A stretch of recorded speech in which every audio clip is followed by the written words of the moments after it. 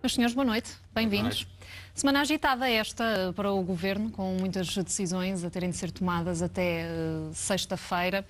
Ouvimos aqui já algumas cedências por parte de António Costa, algumas medidas adicionais que António Costa admite tomar para se aproximar à posição de Bruxelas. Se isso não for suficiente, Dr. Pedro Santana Lopes, até onde é que António Costa poderá ir com este braço de ferro? Poderá ir mais além daquilo que já apresentou? Não sei, acho que, como disse o Comissário Carlos Moedas, este é um processo negocial. E sendo um otimista, procuro ser, quero acreditar que a proposta apresentada pelo Governo, para além de decorrer de compromissos assumidos, decorre também de uma estratégia negocial. António Costa, que me lembre, criticava muito na legislatura anterior o facto de não haver, pelo menos aparentemente, uma estratégia negocial do género daquela que ele estará a desenvolver agora. Ou seja, criar uma margem de diferença suficientemente significativa para forçar as autoridades de Bruxelas também a chegarem-se mais próximo do que considera ser os interesses portugueses. É evidente que pelo meio ficam alguns estragos quando o processo é este, nomeadamente as reações de alguns mercados, de algumas agências de rating, e, portanto, há algumas consequências. Mas parece-me que o Primeiro-Ministro aposta, para além da fidelidade a alguns compromissos, quer eleitorais, quer na coligação, no sucesso dessa estratégia de negociação. Porque, por exemplo, imagina, o déficit estrutural, e com isto não estou a dizer que a estratégia é boa ou má, é um caminho. Todos os caminhos têm custos. O déficit estrutural, aparentemente, Bruxelas poderá ficar-se, entre aspas, pelos 0,4% de redução do déficit estrutural. Poderá, pelo que se lê, pelo que se ouve, e não pelos 0,6% exigidos. O governo português apresentou medidas que iam até a redução de 0,2%. Uma redução de 0,2%. Poderá ser essa a única cedência por parte de Bruxelas? Sim, mas quer dizer, se for, é já uma cedência com algum significado. Depois a questão é saber o que é que será considerado para o déficit global ou não. Como foi dito, por exemplo, se os ganhos com a resolução que foram anunciados pelo governo anterior e criticados, sem entrar em tecnicismos excessivos, ou os custos da Operação Banif, outras medidas que são resultantes de operações conjunturais e não propriamente do exercício orçamental, se devem ser levadas ou não em consideração. E, portanto, é uma negociação. É uma negociação. É evidente que as coisas não estão fáceis. Quer dizer, há precedentes. Eu costumo sublinhar muito o ponto de Portugal dever exigir, porque ainda ontem li, a Comissão quer agora deixar claro que vai ser dura com os países todos do Sul, não vai permitir devaneios nem ultrapassagem, e, portanto, Portugal vai servir de lição. Bem, isso é que já chega. Quer dizer, de vacinas ou cobaias, já temos sido que chegue.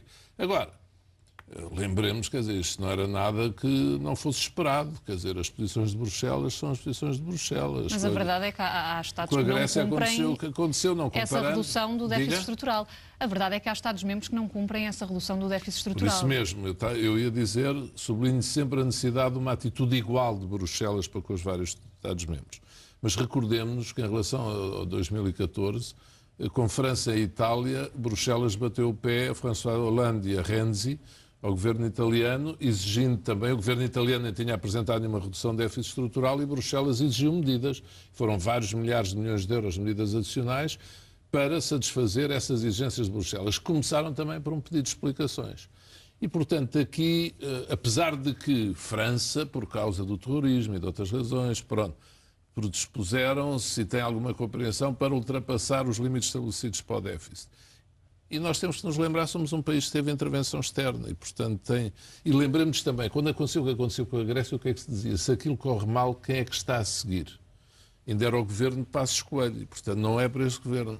É Portugal que está na fila a seguir, porque a Irlanda depois estava noutro patamar. Portanto, a nossa situação ainda não está, digamos, totalmente a salvo, apesar da saída limpa. Agora, o que está a passar nestes dias, até sexta-feira, é um processo negocial. Concordo-se ou não com o ponto de partida e as opções de política económica subjacentes. Económica e financeira. Um processo negocial e, como dizia aqui o Dr. Pedro Santana Lopes, muito à base da negociação política mais do que técnica? Dr. O António Primeiro-Ministro Vitorino. diz que é técnica, Acho desculpa que lá, se- António. Sim. Acho que se desenvolve nos dois tabuleiros, para lhe ser totalmente sincero. Vamos lá ver, este processo é um processo relativamente atípico, porque nós estamos a negociar a solo. Como nos atrasámos, em virtude das eleições, o enfoque agora é só Portugal. Isso é mau? É mau e bom, olha. Dá para os dois lados, se quiser. É mau porque, obviamente, a visibilidade e a atenção é muito mais concentrada num caso só, quando estas negociações ocorrem com todos. Todos os países fazem negociações, até Portugal já fez no passado, só que o fez envolvido num grupo que estava a negociar Passou e, portanto, é despercebido. mais discreto. Agora é o único, está ali sozinho. E, portanto, há uma grande atenção e os jornalistas perguntam aos comissários de um quarto em quarto de hora como é que vão as negociações. E a Comissão também sente a obrigação de vir a terreiro tentar marcar o terreno. De todo modo, eu acho que o governo português, primeiro, não se deve dar por surpreendido. Isto é, que medidas como o fim da sobretaxa, ou a reversão dos salários, ou o aumento dos salários mínimos, provoquem alguma irritação em Bruxelas, não é novidade nenhuma. Isso era facilmente antecipável. Mas o governo português não tem nenhuma vantagem em comprar agora uma guerra com Bruxelas. A verdade é que eu também não creio que Bruxelas esteja interessada em criar agora, de repente, um caso português, quando o caso grego ainda não está resolvido. E, portanto, a negociação vai ser até à última da hora. Aliás, nas negociações europeias é só na 25ª hora que se costuma fechar os acordos. Eu acho que vai haver acordo, sinceramente. Haverá cedências de parte a parte. No déficit nominal, a crer na notícia que veio há pouco publicada, o governo desceu já mais 0,2, de 2,6 para 2,4. E no déficit estrutural, o que quer que isso seja, porque exatamente o que estão a negociar é o que é que quer dizer o déficit estrutural, se certas medidas de antecipação de receita que foram feitas pelo governo anterior e de postecipação da despesa para 2016 são suscetíveis de ser excluídas do cálculo do déficit estrutural, então o déficit estrutural, se ficar a 0,4, é a verdadeira negociação do vendedor de tapetes. Nem 0,2 do governo português, nem 0,6 da Comissão. meio termo. É ali a meio caminho. Portanto, eu acho que há todas as vantagens, para um lado e para o outro, de não criar aqui nenhum enquistamento e de haver um acordo. O ponto fundamental é que esse acordo seja compatível com os compromissos que o Partido Socialista assumiu na campanha eleitoral e com a sua base de apoio no Partido Comunista e no Bloco de Esquerda. E à partida será possível essa quadratura do círculo? Bom, eu já tenho visto tantas vezes repetir a expressão quadratura do círculo que me começa-me a convencer que é mesmo possível. Não é? Que já não sirvo para falar nisso e nunca ninguém morreu ainda no caminho, é porque deve ser possível. Mas eu não sou especialista em geometria, muito menos geometria no espaço. Agora, o que é ponto assente, a meu entender, é que o governo teve uma grande preocupação em não deixar de incluir os compromissos e, portanto, em preservar esses compromissos e, portanto, onde haverá medidas de compensação, entre aspas, será fora da área dos compromissos com os partidos à esquerda. E, portanto, eu ouvi há pouco referências ao aumento adicional do imposto sobre os produtos petrolíferos, sobre um imposto adicional sobre a banca e sobre as indústrias de energia. Portanto, será mais por aí que é o tipo de medidas São áreas que agradam também que à aos esquerda devem rejubilar. Dr. António Vitorino, falava aí que Bruxelas não tem interesse em criar uma nova Grécia, um novo caso relacionado com a Grécia, portanto não quer um caso português, não quererá também um caso espanhol e por isso é que quer aumentar esta pressão sobre Portugal para evitar que as questões políticas em Espanha se resolvam também com esta solução à portuguesa. Depende se a Comissão é razoável ou irrazoável. Porque todos os Estados são iguais, ou todos os países são iguais, nem todos os Estados são exatamente iguais. A Espanha é um país com uma dimensão e uma projeção que não está dependente verdadeiramente da solução para Portugal. Aqui para nós, que ninguém nos ouve, tirando os espectadores que a esta hora ainda estejam acordados. Verdadeiramente eu não creio que o argumento do precedente espanhol funcione. Porque há precedentes para todos os gostos. Ou seja, a França não fez a redução do déficit estrutural, a Itália tem um problema muito mais complicado de gerir sobre os impactos orçamentais do plano de reestruturação para o sistema bancário que está a aplicar. Cada caso é um caso e a Comissão tem que ter, sobretudo, o cuidado de não criar situações que possa ser acusado de dois pesos, duas medidas. Essa é a linha vermelha. E, portanto, tem que encontrar o justo ponto de equilíbrio entre o que é uma solução adaptada a cada caso, que é diferente do outro, e proteger-se para não ser acusada de ter beneficiado uns e prejudicado outros, designadamente ter sido dura com os pequeninos e ter sido mole com os grandes. Mas pegando ainda aqui nesta questão de Espanha, Dr. Santana Lopes, não quererá, e voltando àquela expressão que utilizava de dar Portugal como exemplo, não quererá Bruxelas também dizer, atenção, nós não vamos ser assim tão brandos com um governo português, um governo que conseguiu uma maioria que o sustenta à esquerda. Se isso acontecer politicamente também em Espanha, vejam lá, nós vamos ser duros, não poderá querer Bruxelas dar também esse exemplo?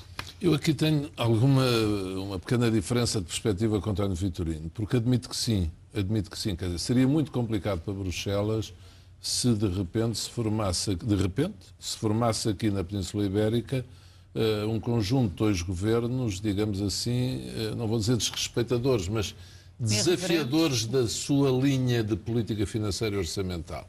É evidente com um peso completamente diferente de Espanha, mas de Portugal também. Isto seria, no tempo de liderança política fraca que se vive na União Europeia, apesar de tudo a nível central, seria muitíssimo incómodo, a meu ver.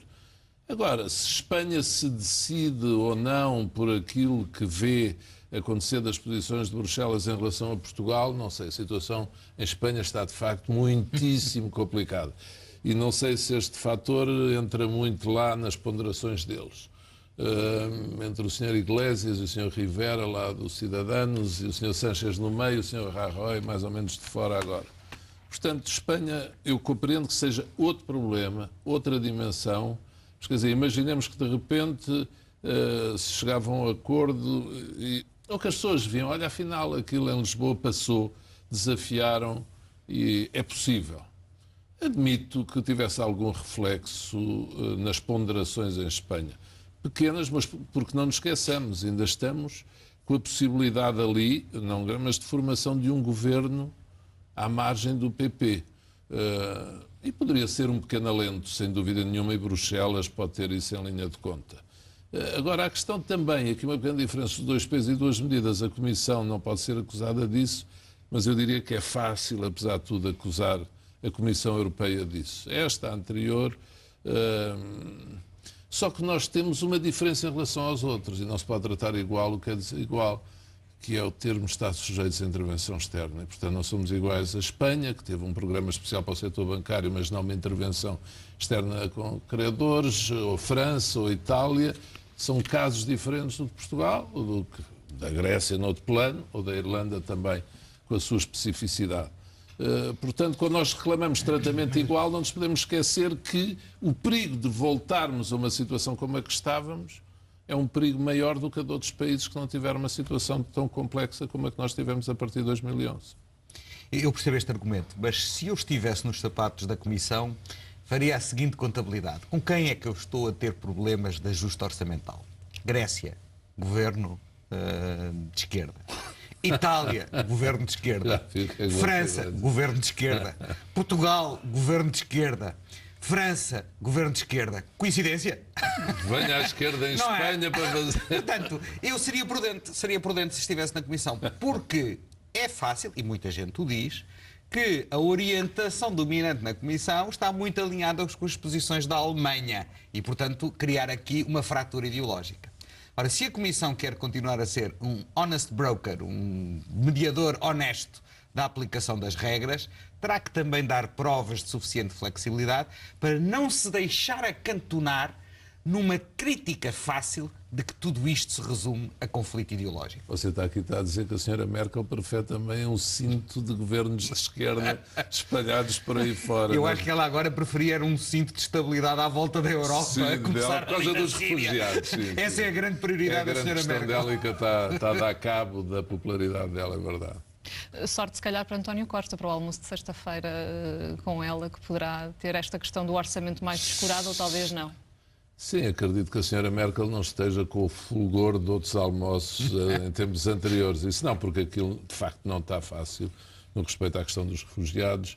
Foi difícil, com aliados seus até, pronto, Estados fortes na Alemanha e com outras zonas da Europa, como sabemos, Suécia, Dinamarca, etc. E, portanto, aquele apogeu de popularidade da senhora Merkel até em setores insuspeitos à esquerda, etc., com as suas posições sobre os refugiados, passou e virou-se um pouco contra si própria. E, portanto, neste momento já menos longe de eleições na Alemanha, em que ela certamente pensa, e o SPD também, as coisas não estão fáceis para ela. Agora, não, ela é uma parte do cordão de pressão sobre Portugal e sobre as políticas orçamentais.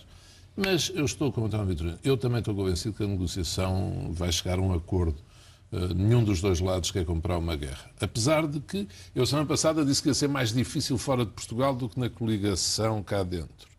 Pronto, agora se resolver em Bruxelas, depois tem outra parte que não é fácil cá dentro, não é? Mas eu acho que em Bruxelas não é nada fácil, isso não é.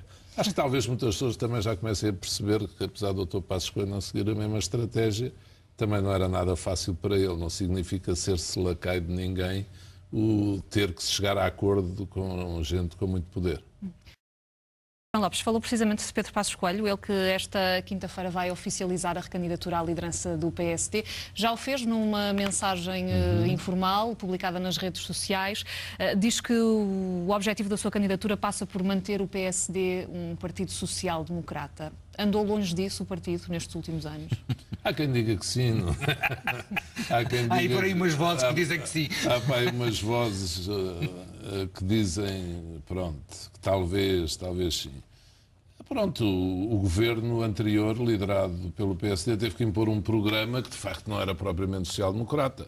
Resultou de um acordo com entidades externas e, portanto, não corresponde à matriz do PPD-PSD. Isso obviamente que não. E, portanto, agora Pedro Passos Coelho, no seu papel de líder da oposição, está a procurar levar o partido de encontro à sua base ideológica e é compreensível que assim o faça. Aliás, estão os dois partidos, PSD e CDS, em ajustamento. Um ajustamento mais ao centro? É imperativo recentrar-se? Sim, é engraçado, porque quando as coisas durante um tempo estiveram mais a cair para um lado, depois vem tudo para o centro, não é? Isto é com mais balanço. Portanto, agora está o PSD e o CDS a virem para o centro. Embora, acho que a Assunção Cristas é uma líder de matriz democrata cristã. O PPD-PS é um partido social-democrata, como diria José Miguel Júdice, escreveu bastante sobre isso, uma social-democracia que não vem do marxismo, mas vem do liberalismo. É um caminho diferente e, de facto, original em Portugal. A social-democracia, como sabe, nos outros países europeus, é da Internacional Socialista e tem a sua matriz, vem, embora tendo cortado com o marxismo, vem daí, não do liberalismo. O PPD-PSD, pronto, já esteve na Internacional Liberal, hoje no PPE, mas continua a reclamar-se bem da social-democracia e, portanto, não é um partido de direita, não pode ser, não deve ser, e não é um partido puramente liberal, nunca o foi. Apesar de ter estado na Internacional Liberal, eu estive lá com Simone Veil como presidente nessa altura no Parlamento Europeu, mas de facto havia consideráveis diferenças. Portanto, Passos Coelho, não é fácil, porque estava a ver Passos Coelho a anunciar a sua candidatura à liderança, sem gravata, são pormenores que vemos, com um ar mais descontraído. Não é fácil, mas ele vai tentar seguir esse caminho, portanto, não tão duro como teve que ser duro numa circunstância excepcional de Portugal. Mas a verdade é que tem uma imagem muito liberal presa a si também. Vai ser difícil despir esse fato? Não é fácil. As mudanças de grandes imagens, quer dizer, eu acho que Pedro Passos Coelho com certeza quererá continuar a ser igual a si próprio. Não sei, não tenho falado com ele, mas conhecendo, sendo uma pessoa de bem, tem que ser igual a si próprio e não seria inteligente querer ser outra coisa. Pegar mais no programa do seu partido e com ele tentar reconquistar o poder, isso é uma opção política que não tem a ver com o respeito pela sua identidade pessoal. Quando queremos ser diferentes dos que são daquilo que somos, dá sempre mau resultado. Na vida e, portanto, na política também. Grau de uma coisa é dificuldade... melhorar, outra é ser outra pessoa. São duas coisas diferentes. Grau de dificuldade máximo também concorda, Dr. António Vitorino, para este objetivo de Pedro Passos Coelho? Bom, tal como ele é enunciado, social-democracia sempre, isso significa que está a olhar para o centro, que vai, portanto, tentar recuperar o terreno perdido nessa área política. Só que ele, na minha opinião, ainda não fez o switch, quer dizer, ainda não deixou de ser primeiro-ministro no exílio e passou a ser líder da oposição. E, portanto... Permite-me interromper, nem o Primeiro-Ministro acredita, não é? Sim, por causa daquela gafa. Tivemos por duas vezes António Costa a chamá-lo de Primeiro-Ministro na draft quinzenal. Em França o hábito é chamar as pessoas pelo título que foram, não é? Eu muitas vezes em França chamam-me comissário e tal. E qualquer dia pedem-me que regule o trânsito em Paris. Mas a verdade é que esta E vamos avançar precisamente para um tema de internacional. Bruxelas, de facto, tem andado preocupada com o orçamento português, com a questão dos refugiados, mas também com uma possível saída do Reino Unido da União Europeia. E hoje soubemos de algumas cedências de Bruxelas, algumas exigências feitas por David Cameron. Dr. António Vitorino, como é que vê estas cedências preocupantes pelas consequências que poderão ter? O acordo ainda não está fechado, é uma intenção de acordo, mas já teve um efeito prático importante e que eu acho que é positivo, que é, levou o Primeiro-Ministro britânico a fazer uma declaração de empenho na campanha pelo sim. E isso é muito importante. E foi bastante rápido e até, para dizer a verdade, algo inesperado ser neste momento. Isso significa também que a campanha e as sondagens mostram que o não está a subir e, portanto, que quanto mais tempo os partidários do sim levarem a ir para o terreno, pior. E, portanto, Cameron hoje marcou uma posição extremamente importante e positiva. Ele disse, eu vou bater-me por este acordo. Este acordo, que não está fechado, ainda tem pormenores para esclarecer e às vezes o diabo está nos detalhes, mas à partida tem 3 ou 4 coisas importantes que o Reino Unido queria. Em primeiro lugar, o chamado cartão vermelho. 55% dos parlamentos dos Estados-membros podem bloquear uma iniciativa da Comissão, que é a introdução de um fator de entropia no sistema, mas é obviamente importante. A diferença entre os países que estão no euro e os países que não estão no euro, não há um direito de veto dos países que estão fora do euro, mas há uma espécie de travão de emergência para mecanismo de salvaguarda para repensar decisões que, tomadas pelos países do euro, podem afetar os países que não estão no euro, que é o caso do Reino Unido. E a questão mais difícil é a questão dos benefícios sociais dos trabalhadores migrantes.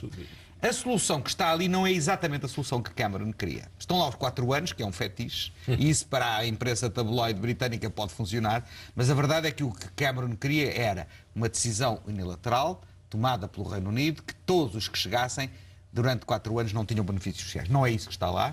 É uma decisão do Conselho Europeu, isto é, são os outros Estados-membros no seu conjunto que reconhecem que naquele caso concreto pode justificar-se em função do número de chegadas e só se aplica aos que chegarem a partir do momento em que o acordo entrar em vigor, portanto, para tranquilizar os portugueses já lá está, não é? que lá estão e que são muitos, só se aplica aos novos entrantes, a partir do momento em que o acordo seja acertado, pode haver uma decisão do Conselho, coletiva, que reconhece que os novos entrantes, em virtude do número avolumado que chega, do volume dos que chegam, não têm o benefício dos 4 anos. Portanto, é o ponto mais delicado, porque é o ponto onde as sondagens mostram que há maior sensibilidade dos britânicos, a questão da amálgama entre liberdade de circulação dos cidadãos europeus e imigração em geral. E olha, o Cameron vai ter que pedalar muito para fazer passar este acordo no Reino Unido. Doutor, sua leitura? Sim, para além do que o António já referiu, eu não vou repetir, a cláusula travão é importante, esta questão dos migrantes e depois, para além de não poderem ter acesso durante 4 anos às prestações sociais, há outra situação que é em relação à transferência do dinheiro para os seus países e para os seus familiares. A questão do abono. Sim, do abono tem que ser tratado de acordo com as regras e o valor que tem no país onde estão essas pessoas de família. Mas há outro ponto que eu estava a salientar também, é que o Reino Unido não ficou obrigado a uma maior integração política. E isso, bem materializado e bem explicado, pode ser importante na decisão final dos eleitores sobre a questão do não ou do sim. Parece manifesto que os eleitores não querem mais integração política com a Europa neste momento. O futuro não se sabe a médio prazo. E, portanto, ficar lá bem explícito que o Reino Unido não pode ser obrigado a acompanhar esses processos, depende da formulação, como digo, mas pode ser importante para a decisão final. Num mundo em acelerada mudança, e faço notar hoje o que foi o resultado do Sr. Sanders na primária do Iowa com a Sra. Clinton, alguém que defende o socialismo nos Estados Unidos, que era uma palavra quase proibida aqui há algum tempo.